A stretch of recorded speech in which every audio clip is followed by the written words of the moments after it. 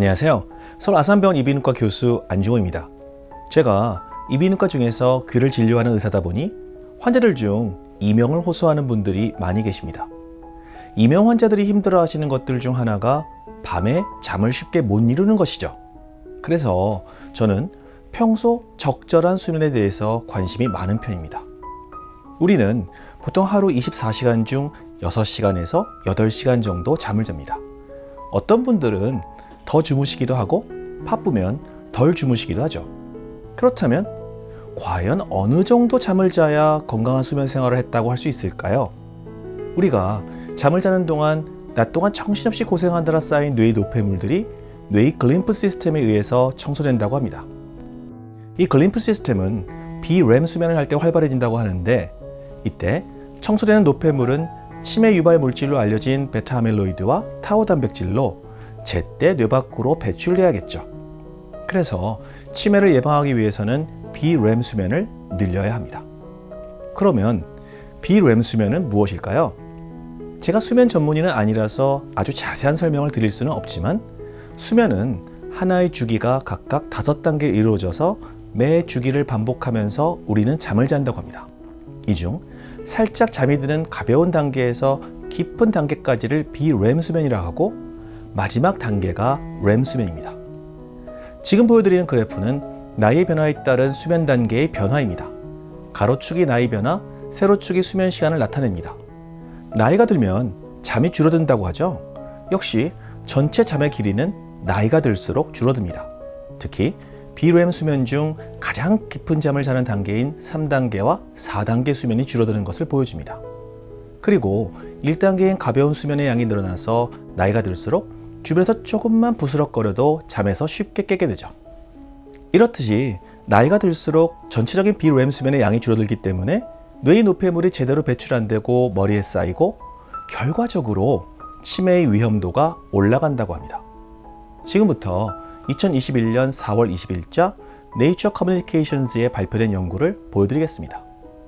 세버린 세비아 박사를 중심으로 영국 런던 칼리지대와 프랑스 파리대 공동 연구팀은 중장년 연령의 수면 시간과 치매 발생 간의 관계에 대해서 평균 나이 50.6세인 7,959명을 대상으로 수면 시간을 조사했고, 이후 25년간 추적 관찰을 통해 치매의 발병률을 조사했습니다.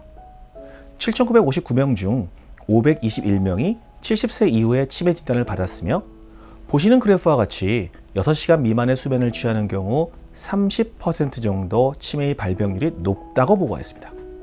한 가지 다행인 점은 많이 자도 괜찮다는 점입니다. 잠꾸러기인 분들에게는 다행이네요. 자, 그렇다면 우리는 어떻게 해야 건강하게 충분한 잠을 잘 수 있을까요?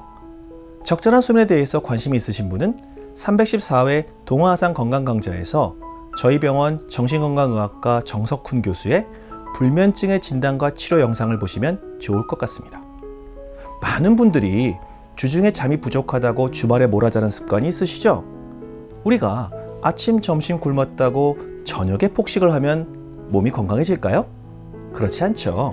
잠은 항상 규칙적으로 주무셔야 합니다. 우리가 잠을 자는 이유는 고생한 몸과 머리를 쉬게 하기 위함입니다. 그래서 낮에 별 하는 일 없이 멍하고 쉰다면 자는 것과 마찬가지라서 굳이 밤에 7시간 이상 주무시려고 애쓸 필요 없습니다. 거꾸로 말씀드리면 잠을 잘 자기 위해서는 깨어있는 동안 열심히 활동하고 일하는 것이 중요하다는 의미죠. 막상 자려고 누웠는데 여러 잡생각이 몰려오고 내일 일을 생각하면 자야 하는데 어쩌지 걱정하면서 옆에 있는 휴대폰을 들여다봅니다.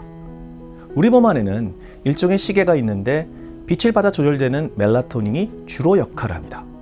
멜라토닌은 눈의 망막이 빛에 노출되면 뇌 교차상 핵으로 신호를 전달해서 작은 솔방울 모양의 송과체를 억제해서 멜라토닌의 생산을 막고, 어두워지면 신호가 적어져서 송과체가 멜라토닌을 만들게 되는 것이죠. 그래서 잘 때는 아무리 세상 돌아가는 일들이 궁금해도 휴대폰을 멀리 두고 불을 끄고 자는 것이 좋습니다. 우리와 시차가 다른 해외여행 등을 할 때 멜라토닌을 먹는 경우가 있죠. 앞서 말씀드렸듯이 멜라토닌은 수면 시간을 늘려주는 것이 아니라 수면을 시작할 수 있도록 도와주는 호르몬입니다. 그래서 하루 6시간 정도 주무시는 분은 저녁 9시에 멜라토닌을 먹고 자면 새벽 3시에 깨게 됩니다. 지금부터 건강한 수면을 위한 작은 팁을 드리겠습니다. 첫째, 잠자려고 너무 스트레스 받지 말고 자려고 누웠는데 잠이 안 오면 너무 애쓰지 말고 일어나서 명상 혹은 조용히 음악을 듣거나 좀 서성이는 게 낫다고 합니다. 자려고 애를 쓰면 쓸수록 몸이 경직되고 오히려 잠이 깹니다. 둘째, 밤에 잠을 잘 자려면 낮에 열심히 활동해야 합니다. 열심히 일한 당신 꿀잠으로 보답합니다. 셋째, 무엇보다 아침에 일어나는 시간을 지키는 것이 중요합니다. 예를 들어 6시에 일어나기로 했다면 늦게 주무셨더라도 늦잠 자는 것보다 6시에 일어나는 것이 좋습니다. 그리고 하루 이틀 잠 조금 못 잤다고 절대로 큰 문제 일어나지 않으니까 걱정하지 마세요. 넷째, 수면 전문의와 상의해서 적절한 수면제 복용을 해야 합니다. 수면제는 가능하면 최소한으로 드시는 것이 당연히 좋죠. 그렇지만 필요하시면 드셔야 합니다. 예를 들어 고혈압으로 혈압약을 드시다가 운동 열심히 하고 몸무게도 줄여서 필요 없게 되면 약을 안 드시는 게 좋죠. 그런데 혈압이 여전히 높은데 혈압약을 끊으면 안 됩니다. 그래서 수면제도 건강한 수면 습관을 가져서 더 이상 필요 없을 때 끊으셔야 합니다. 다섯째, 처음 말씀드렸듯이 이명 환자는 너무 조용하면 오히려 이명 때문에 잠이 안 옵니다. 이 경우에는 방 한 구석에 공기청정기 같은 귀에 거슬리지 않은 소음을 틀어주는 것이 오히려 잠을 잘 주무실 수 있습니다. 마지막으로 수면 무호흡증은 정상적인 수면을 방해하고 고혈압 등의 문제를 일으킬 수 있습니다. 수면 무호흡증이 의심되면 반드시 이비인후과 의사나 수면 전문의와 상의하시기 바랍니다. 오늘 드린 말씀이 여러분의 건강한 수면 생활에 도움이 되셨으면 좋겠습니다. 감사합니다. 건강하고 즐거운 하루 되세요.